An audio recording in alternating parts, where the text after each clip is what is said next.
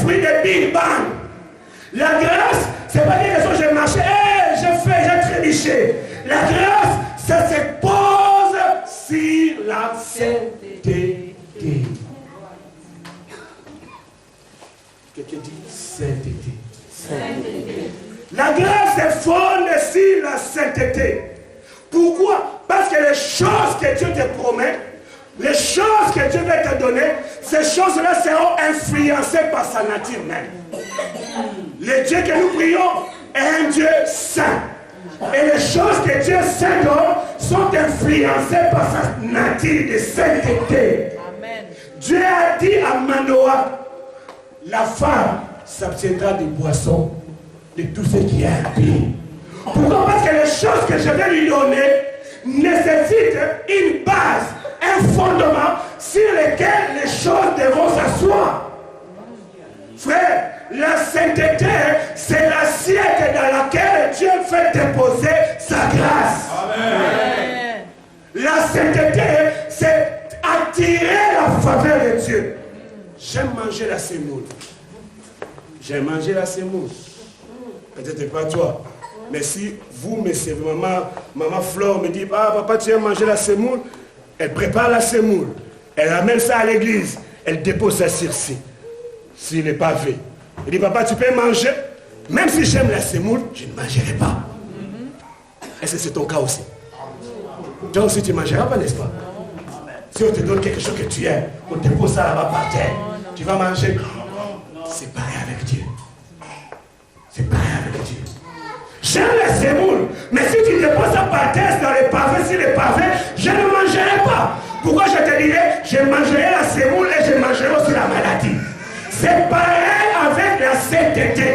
Dieu peut te donner quelque chose. Dieu veut te donner les choses. Mais l'assiette qui va recevoir les choses, ça s'appelle la sainteté. Si tu n'as pas la sainteté, tu n'auras pas la capacité de recevoir les choses que Dieu te donne. Dieu, l'ange de l'Éternel savait qu'il y avait une promesse pour la famille de Manoah. Et il a dit, pour que vous puissiez vivre, c'est là que la femme s'abstienne de tout ce qui est impie. Amen. Vous comprenez? Amen. Allez, la parole va s'accomplir. La parole, c'est pour vous. Mais seulement, la condition pour que la parole se matérialise, que la femme s'abstienne de tout ce qui est impie. Parce que s'il ne s'abstenait pas de tout ce qui est impie, l'enfant ne naîtra jamais. Autrement dit, l'ange. Donc s'il n'y a pas de sainteté, s'il ne se prive pas de l'alcool, s'il ne se prive pas de vin, s'il ne se prive pas de ce qui est impie, l'enfant ne viendra pas. La parole sera là, mais l'accomplissement tardera. Yes. Je te pose la question. Les choses qui tardent dans ta vie, est-ce que c'est un problème de sainteté qui te manque ou c'est la volonté de Dieu qui ne s'accomplit pas? Tu vas m'acquiser pour rien. Tu vas acquiser l'onction de ton passé pour rien. Le problème, ce n'est pas toujours l'onction du passé. Le problème, ce n'est pas toujours le Dieu qui a fait la promesse. Le problème aussi, c'est l'assiette qui va recevoir la promesse. Amen. Yes. Tu veux manger? Présente ton assiette. Bon. Tu veux manger? Présente ton assiette. Oh, tu veux manger? Présente ton assiette. La sainteté, c'est la séparation avec le péché. La sainteté, c'est l'abandon du mal. La sainteté, c'est se consacrer entièrement pour Dieu. Arrêtez avec ça que tu dis. Dieu comprendra. Dieu ne te comprendra pas. Hier, on nous a dit, Dieu est lié à sa parole. Ce qu'il a promis, il accomplira. Il accomplira si tu respectes la parole. J'ai fait la formation des droits. Dans la formation des droits, on nous dit, dans un contrat, il y a ce qu'on appelle des clauses. Vous pouvez dire, je vais prendre ta maison. Mais il y a toujours des clauses qu'on met pour que le contrat soit respecté. C'est-à-dire, le locataire ne pourra pas sous-louer la maison. C'est-à-dire, le locataire paiera le loyer chaque premier du mois. C'est-à-dire. Quand il y a des clauses, les clauses doivent être respectées. Et quand aussi le contrat, on tient compte des clauses. Et dans ce que Dieu t'a promis, il te dit, c'était à l'éternel. Amen. Respectez les clauses.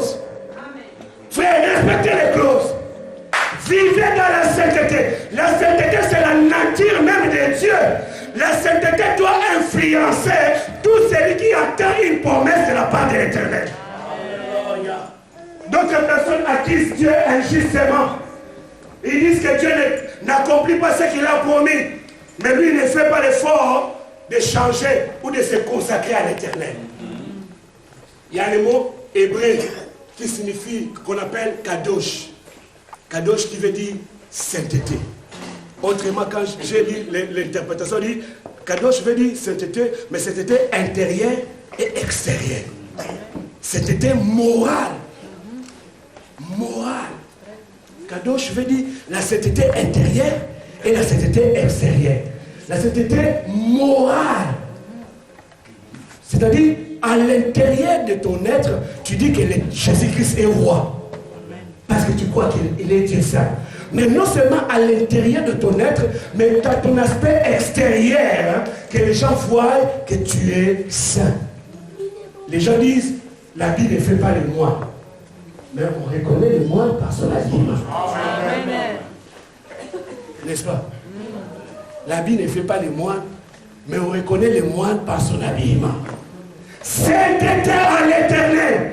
Je suis venu dire à quelqu'un, la grâce revient. Mais pour que la grâce puisse revenir, premièrement, sainteté à l'Éternel. Dieu a dit à Manoah, il faut s'abstenir de tout ce qui est impie. Il faut éviter ce qui est impie. Il faut rejeter ce qui est impie. Sainteté à Dieu. Frère, je voudrais que les choses que Dieu t'a promises, que tu puisses les vivre, que tu puisses les toucher. Mais il faudrait que tu puisses apprendre à vivre dans la sainteté. La sainteté, c'est vivre loin des vols, loin des détournements, loin de toute compromission. Loin. Yes. Compromission. J'ai insisté parce que il y a beaucoup de gens qui n'aiment pas entendre le mot sainteté. Lui là, il ne comprend pas qu'ils sont en Europe. En Europe, c'est différent. Non, c'est pas différent. C'est pareil. Je vais aller rapidement. Deuxième chose, pour que la grâce revienne. On nous a parlé encore de ça hier, mais je vais insister encore, c'est la foi. Manoah, quand il a fait la prière, Seigneur, que l'homme de Dieu qui est venu parler à ma femme revienne, parce qu'il croyait. Il croyait à ce que Dieu avait déclaré sur la femme. La Bible dit, la foi est une ferme assurance, je crois. Des choses qu'on espère et une démonstration de celles qu'on ne voit pas. Ça c'est vrai. Mais moi je voudrais dire, la foi c'est oser. La foi c'est oser. La foi c'est commencer.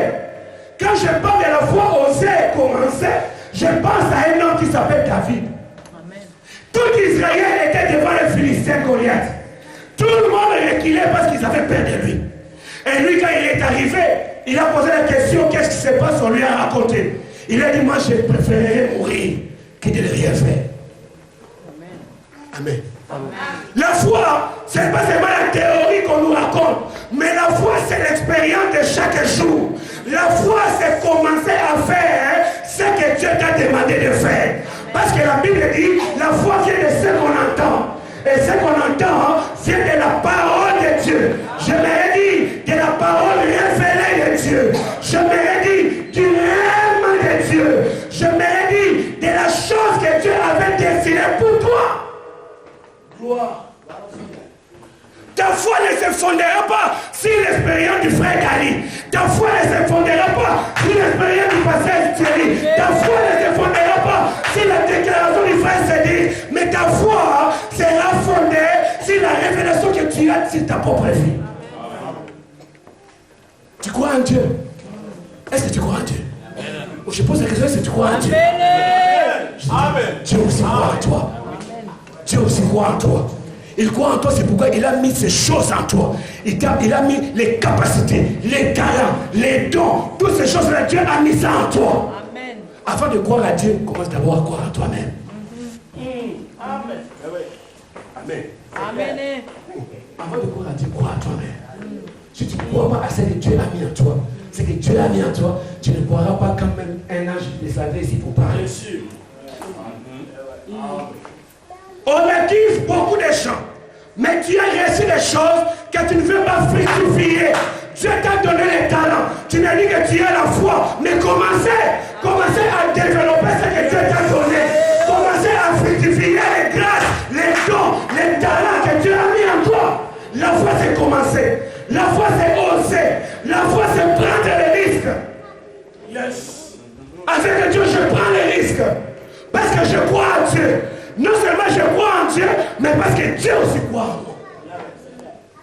Amen. Je prends les risques.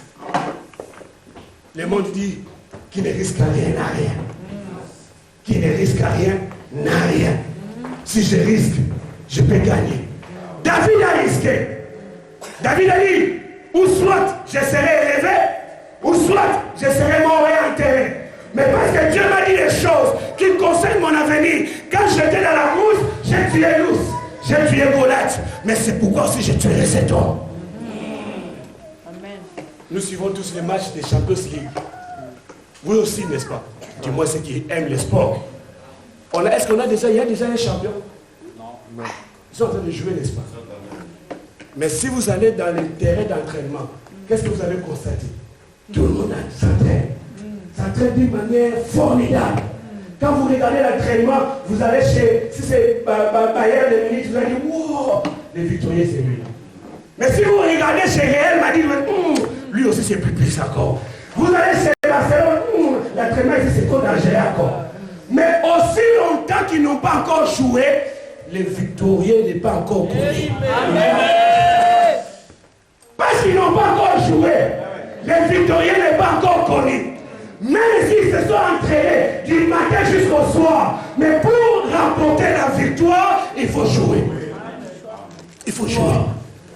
Il faut jouer. Il faut jouer. Donc Barcelone peut dire, moi j'ai le meilleur joueur du monde, donnez-moi seulement la coupe, on dira non. Le problème n'est pas que tu es un meilleur joueur du monde, le problème c'est de jouer sur le terrain et gagner. Frère, tu veux remporter la victoire, tu veux vivre que la grâce vienne dans ta vie, joue et gagne. Joue et gagne. Aujourd'hui, joue et gagne. Joue et gagne. Joue et gagne. Gloire. Joue et gagne. Frère, je t'annonce une chose. Va dans ta maison, ouvre les tiroirs, fais sortir les projets qui traînent là-bas. Et marche avec ces projets-là. Mets ça en application. Tu as déjà beaucoup réfléchi. Tu t'es beaucoup entraîné. Tu as suivi beaucoup de formations. Il est temps pour toi de jouer et gagner. Alléluia. Gloire. Amen. Amen. Jouer et gagner. Depuis que Jésus est né et il est parti, aucun autre enfant naîtra comme Jésus. Amen. Aucun autre enfant naîtra comme Jésus par le Saint-Esprit. Tu veux avoir des enfants? D'autres ont toujours des projets. Moi, j'aurai 5 enfants. J'aurai 4 enfants. Ah, moi, j'aurai seulement 2. Mais si tu poses la question, tu as déjà rencontré la fiancée? Oh non, j'ai pris encore. Frère, sors de la retraite. Va prendre la femme. Épouse-la. Amen. Hein? C'est fini la retraite. Va prendre la femme. Épouse-la. Amen. Amen. J'ai parlé avec un frère là qui me dit, moi dans les mariages ici, je vis comme dans un système de satongé. J'ai seulement un seul œil. Moi je dis, pourquoi tu vis comme ça? Tu vas mourir, frère. Avec la femme ici, il faut garder fermé un œil. Je vais regarder de l'autre côté là. Sinon tu vas mourir. Mais dit, la grâce revient. Dieu te donnera une femme qui te fera oublier de tes déboires. Que Dieu te donne un homme qui te fera oublier de tes déboires. Un homme qui ne te donnera jamais de coups. Où il n'y aura pas de mort, ça va à la maison.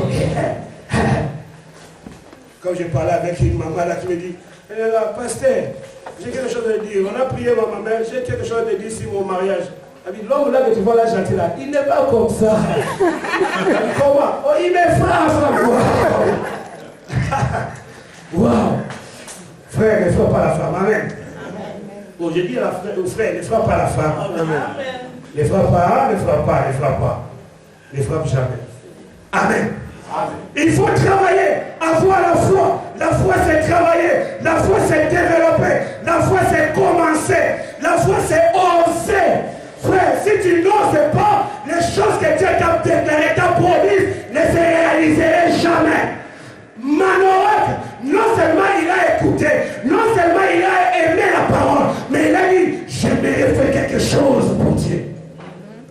Alléluia. Amen. Il faut oser, il faut commencer, il faut travailler pour que cela se manifeste. L'ennemi de la foi, c'est l'expérience du passé. L'ennemi de la foi, c'est les victoires du passé. D'autres personnes vivent dans le passé pendant qu'ils sont dans le présent. Nous, quand on était là dans la prière au Congo, Dieu lui-même descendait là. Moi, j'étais intercesseur là, moi. Mais quand je priais là-bas au Congo, mais il est le même hier, aujourd'hui, éternellement. Mais toi aussi, tu es devenu le même hier, aujourd'hui. Tu ne changes pas. Frère, le Dieu qui a été avec toi en Afrique, il est le même qui est avec toi ici. Si tu priais là-bas, prie encore ici. Parce que la foi, c'est faire ce que Dieu te demande de faire. La foi vient de ce qu'on entend. Et ce qu'on entend vient de la parole de l'Éternel. Il ne faut pas que le passé souffre. Je ne le vois plus. Tu as fait 2 mois sans venir à l'église. Tu as fait 3 mois sans venir à l'église. Tu as fait 4 mois sans venir à l'église. Et tu es d'accord, tu es normal. Non! Mais oui. Tu veux que la promesse s'accomplisse? Vis par la foi. Fais exactement ce que la foi recommande. Amen. La foi te recommande de demeurer dans la présence de l'Éternel. Yes. La zone ici va être ici. Et tellement montre ne bouge plus. Reste là où tu es. Parce que dans quelques minutes, je dois finir. Amen. Troisième chose. Manoach a dit à l'ange, je vais te préparer l'holocauste. Je vais t'offrir quelque chose. Frère, ça c'est un principe que je dois insister. Et je crois que par la grâce du Seigneur, j'arrêterai par là pour le reste. Dieu sait. Frère, il faut apprendre à sceller certaines promesses qu'il t'a d'accord. Voilà. Il faut apprendre à sceller les choses que Dieu a déclarées pour toi. Amen. Frère, dans la mesure où tu as la capacité de le faire, il faut le faire. Frère, les rendez-vous avec Dieu, c'est ce qu'on appelle les rendez-vous de donner et de recevoir. Amen. Quand Dieu te visite, il veut te bénir. Et au retour, Dieu aussi voudrait recevoir. Manoach avait compris cela. Manoach avait compris que les choses que Dieu me promet, que les choses que je vais vivre sont tellement fortes, grandes. Il faut que je fasse quelque chose. Il faut que je scelle. Il faut que je donne l'holocauste. Il faut que je donne l'holocauste à l'Éternel. Il faut que je puisse faire un vœu à l'Éternel. Ce matin, avant la fin de l'année, Dieu te visitera. Amen. Mais je te dis, fais un vœu à l'Éternel. Fais un vœu à l'Éternel. Fais un vœu à l'Éternel. Plusieurs ne donnent même pas les offrandes à l'église. C'est dangereux. Ils ne donnent pas. Parce que quand on parle de l'argent, il a des chats de poule. Mon argent. Les pasteurs veulent avoir mon argent. Les pasteurs ne veulent pas avoir ton argent. Quand Dieu te bénit, pourquoi tu ne dis pas, tiens, je vais voir l'argent commence à sortir, à descendre du ciel. Tu dis, Seigneur, bénis-moi par les trémies du papa Dali. Quand papa Dali vient te donner, il dit, ah, Dieu m'a béni. Mais quand Dieu veut aussi que tu bénisses les autres, il dit, non, non, moi, je ne peux pas le faire. Amen. Amen. Est-ce que vous aimez l'argent? Oui. Est-ce que vous aimez l'argent? Oui. Est-ce que vous aimez l'argent? Amen. D'autres disent, l'amour de l'argent, c'est les racines de tous les maux. Moi, je dis l'amour de l'argent. Je ne dis pas que l'argent. Est-ce que vous comprenez la nuance? La Bible dit l'amour de l'argent. La Bible ne dit pas l'argent. C'est l'amour de l'argent qui est les racines de tous les maux. Mais l'argent n'est pas les racines de tous les maux. Amen. Il y a de cela une semaine, j'ai parlé avec une maman. Toujours des mamans de problèmes. Je ne comprends pas. Donc, oh non, papa, j'ai des problèmes. Mon mari ici, je suis fatigué. Il n'y a même pas avant de venir ici. On dit, quel est le problème? Oh non, il m'a dit ceci. Je suis encore jeune, moi, là. J'ai une très belle voiture. Je travaille, on me paye 2000 €. Mais pourquoi tu veux me contrôler à tout moment? Laisse-moi vivre. Je vais aller dans des boîtes. Je vais vivre ma vie. La femme commence à pleurer. Moi, je lui ai posé la question. On lui paye combien? Oh, 2000. Alors, si Dieu a ajouté maintenant 5000, c'est qu'il va prendre l'adresse d'une boîte. C'est qu'il va commencer à dormir même dans la boîte. Moi, je ne comprends pas d'autres personnes.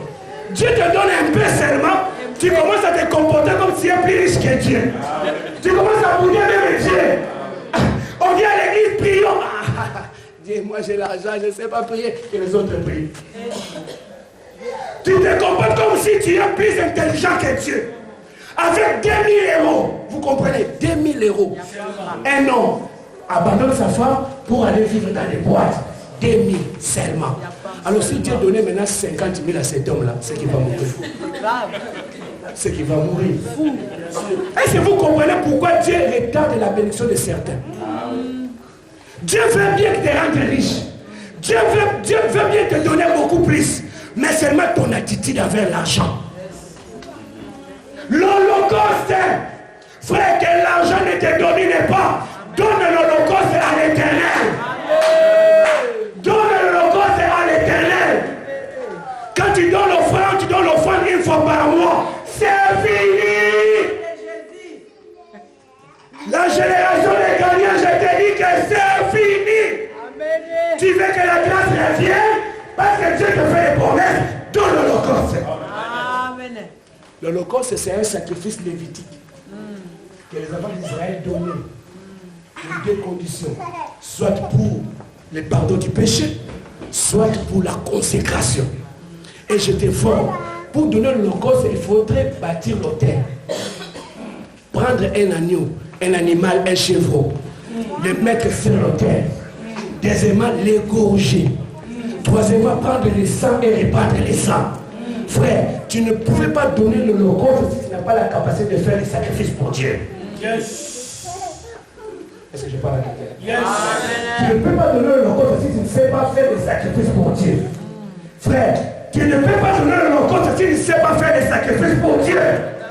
Tu ne peux pas donner l'Holocauste si tu ne sais pas faire des sacrifices pour Dieu. Tu ne sauras pas donner l'offrande si tu n'as pas la préoccupation de faire des sacrifices pour Dieu. L'argent te dominera toujours si tu enlèves les sacrifices dans ton offrande. Amen. Hey. Amen. Amen. Tu ne peux pas donner au Seigneur chaque jour 1 €, 1 €, 1 €. Parce que tu sais que 1 € ne t'écoute pas. Depuis que tu as 1 €, tu ne peux même pas donner l'offrande de 10 €. Et tu viens danser. Et tu viens crier Alléluia. Sans pour autant savoir qu'il te faut faire des sacrifices pour Dieu. Il faut faire de l'Holocauste. Ça me fait trop mal au cœur. Chaque fois quand je passe, on dit, il faut payer les loyers, il faut payer les loyers. Elle est passée, commence à ne pas dormir. Ah, mais quand même. Mais quand même.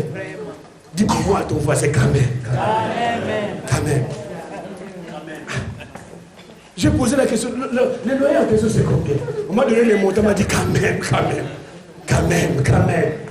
Parce que c'est fini. Hein? C'est fini. Amen. Tu vas payer l'Holocauste. Tu veux que la grâce revienne? Apprends à payer l'Holocauste à l'Éternel.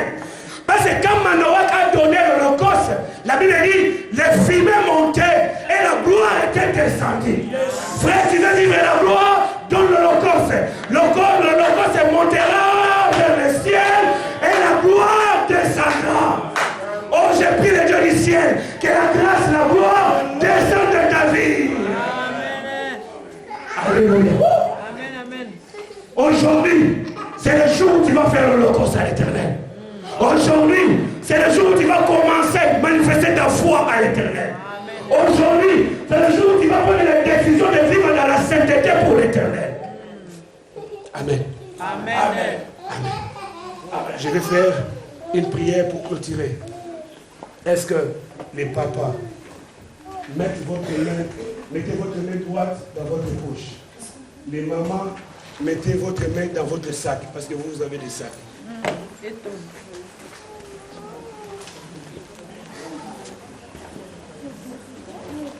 Mets ta main dans ton sac, à l'intérieur. Mets ça à l'intérieur.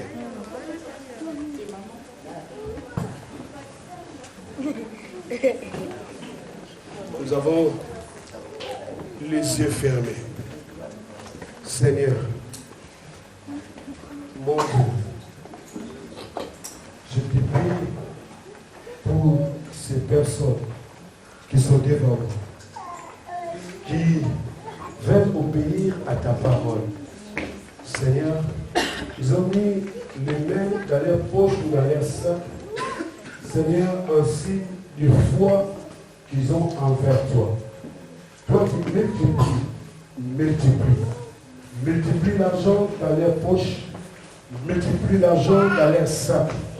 Seigneur, qu'ils vivent l'abondance, les surabondance dans leur vie. Seigneur, que l'argent ne soit pas un problème. Parler d'argent ne soit plus une pierre d'achoppement pour eux, mais que ce soit un sujet de bénédiction pour tout celui qui voudrait faire quelque chose avec toi. Il y a des promesses pour une femme, il y a des promesses pour un homme. Avant la fin de cette année, tu t'es décidé d'accomplir et de réaliser ces promesses. Seigneur, mais tu m'as dit de leur dire, ils doivent vivre dans la sainteté, vivre loin du péché, de toutes sortes de compromissions, qu'ils manifestent leur foi dans leur façon de vivre, de se comporter. Qu'ils manifestent, Seigneur mon Dieu, mon roi, le logo c'est pour toi. Qu'ils fassent un feu pour t'honorer, t'élever, t'exalter. Au nom puissant de Jésus, je bénis leurs sacs, je bénis leurs poches, je bénis leurs lèvres de leurs mains. Au nom puissant de Jésus, je prie. Amen. Amen. Alors, je voudrais demander à celui, ce n'est pas dans mes habitudes, à celui qui veut prendre un engagement, faire un holocauste pour l'Éternel pour se tenir debout. Je vais clôturer par là. Je fais ce que Dieu m'a demandé de faire et je clôture. Tu dis, moi, pas à moi, ne me donnez pas votre argent. Tu dis, je prends l'engagement, chaque mois je donnerai 20 € pour le loyer de l'église. Je donnerai 50, je donnerai 10. Que le Seigneur ouvre les églises de cieux sur ma maison. Est-ce que tu peux te tenir debout? Je vais clôturer par là et prier pour toi. Ah, je vois même les enfants qui ont la foi. Oui, oui, même si tu avais pris, moi je vais les voir aujourd'hui. Les gens d'aujourd'hui. Mettez-vous debout. Mettez-vous debout. Je ne parle pas du passé. Même ceux qui ont déjà pris l'engagement d'aller passer, tu te mets debout aujourd'hui. Je vais te voir. Je vais te voir. Ah. Bon, les parents des enfants qui se sont mis debout là, vous allez payer pour eux. Parce que la Bible dit, enseigne l'enfant la voie qu'il doit suivre. Parce qu'il s'est mis debout, toi tu payeras pour lui. Je vois l'enfant de Mouyanga. Mouyanga payera pour lui. S'il vous plaît, regardez-moi. S'il vous plaît. Nous sommes dans la prière. Je vous dis la parole, une parole prophétique. Une parole vraie. Si Dieu, que je viens de vous prêcher aujourd'hui, ne faisait pas des choses que j'ai déclarées sur vous, appelez-moi. Dites que ton Dieu était menteur. Mais Dieu a décidé de faire quelque chose avec vous aujourd'hui. Seulement, obéissez à l'engagement que vous venez de prendre ou ce que vous avez déjà pris depuis longtemps. Que les pasteurs, chérie, ne t'appellent même pas. Au nom de Jésus, je te donne 6 mois. Dans 6 mois, tu vas commencer à comptabiliser, à évaluer ta fidélité avec la parole déclarée sur toi. Amen. Oh, amen. Amen. Je ne dis pas que si tu donnes 6 mois, c'est fini. Moi, je dis à partir du 6e mois,